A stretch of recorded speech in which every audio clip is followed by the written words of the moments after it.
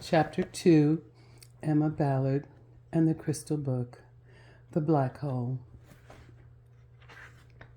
The shimmers of first light across the sea of black erased twinkling reflections one by one. The predictable sunrise squeezed its fingers between two realms, decisively dividing one from the other. The ocean tinged cerulean blue, the sky heavenly pink, reflected one another to the delight of waving mermaid tails and leaping dolphins. Lapping waves of a now azure sea caressed the golden sands of Ballard Island.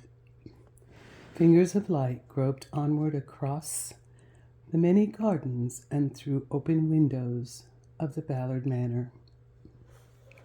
Steadily creeping to where Emma lay, the scent of lotus blossoms long dissipated. The rays cast a veil of waking light onto pale orange walls. Emma took no notice. Trapped, her body twitched, her legs kicked.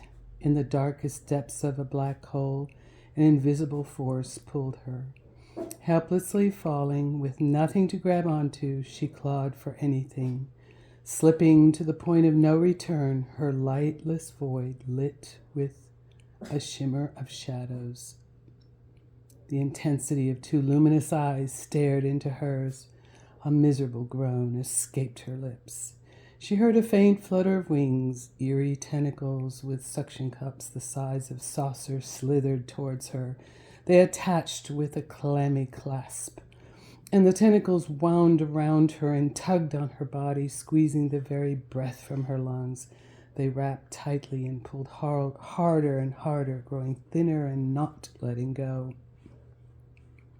With a snap and a sense of weightlessness, she grew limp, and the tentacles gave one last tug. Taking a deep breath, the sort of breath taken after holding it underwater beyond one's limit, Emma sucked in precious air with a wheezing gasp.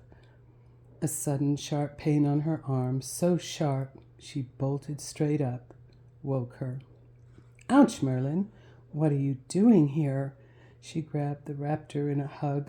"Oh, Merlin, I was in a really scary place."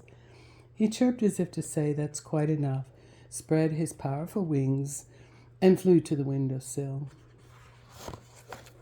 Emma exhaled an awkward yawn, accompanied by a shaky stretch.